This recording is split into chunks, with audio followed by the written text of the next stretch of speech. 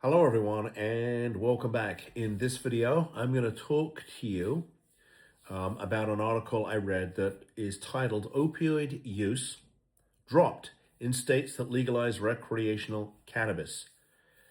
As the federal government begins to loosen restrictions on cannabis, a new study found that removing legal barriers to cannabis use may reduce daily opioid use and thus the risk of opioid-related overdoses among people who inject drugs.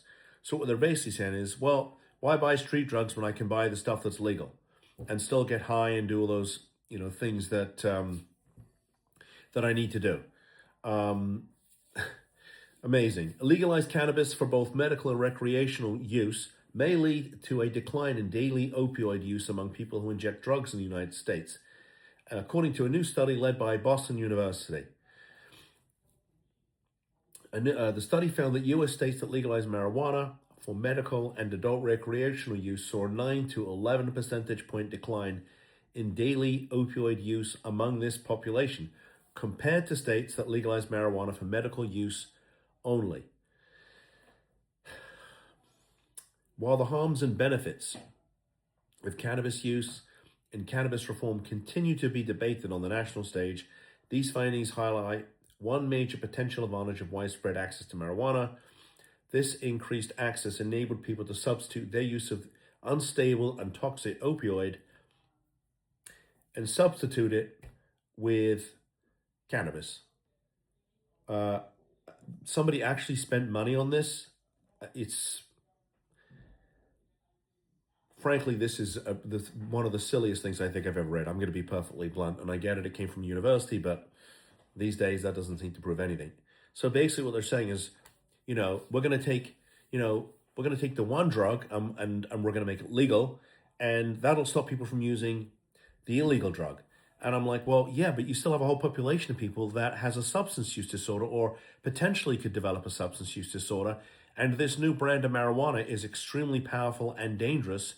And in my universe, which is the universe of speaking to families from all over the country who have adult family members, typically adult children, who have marijuana-induced psychosis, okay? That's what we see. And so when I put out information about my opposition to this whole marijuana thing, it's because the marijuana that I grew up with in the 80s is significantly different from the marijuana of 2026. This stuff is really dangerous, and I'm telling you, it is generating and causing an entire generation of people who are in mental health crises. And so, I just think this is we're swapping horse poop for cow poop. I'm sorry. I mean, to be perfectly blunt with you, sorry if that offends you, but that's what this is all about. And, we spent money on a study, completely ridiculous. And I think this is just smoke and mirrors. We have a problem here. And the problem is this legalized marijuana is dangerous. But for the states that have legalized it for one purpose or the other, medical versus recreational or both, I mean, they're making money off of this thing. Right? So how do they say no to that? They've got roads that need to be fixed and infrastructure that needs to be built and all of these other things that need to be taken care of. And we're relying on our state governments to spend our tax dollars wisely. I mean, therein lies part of the problem. But politics aside, this is not good, okay? And I don't want people to read this and say, well, it's fine. I don't have to do something that's illegal. I could use something that's legal. Yeah, but it's just as dangerous, if not more dangerous.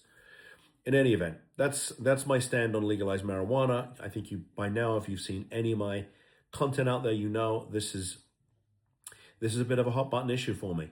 And so if you're a family out there who is dealing with a loved one who is using marijuana and you're seeing all kinds of crazy behavior, psychosis, paranoia, delusions, if their friends are suddenly no longer wanting to spend time with them because they're busy accusing everybody of stealing from them and all kinds of crazy behavior. If they're not able to function at work, if they can even hold down a job, if they're flunking out of school, if they've become aloof, they sleep all day, they're up all night, their bathing habits have changed, their eating habits have changed. I mean, their entire life is revolving around the use of marijuana, then I think there's a problem, and we'd like to talk to you about potential solutions. So if you have any comments or questions, or you just want to call me a party pooper, as I've been called numerous times now, or you just want to have a good laugh at me, that's happened too, feel free to comment. I'm interested to interact with people. As long as it's done respectfully, I don't care if you disagree with me.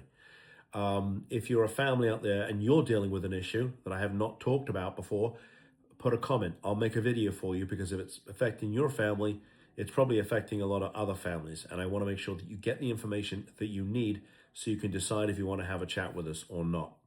And if you like the content, I'd love a thumbs up. I would appreciate that. And if you want more of this content, please subscribe to our channel. And with that said, I will see you in the next video. Bye-bye.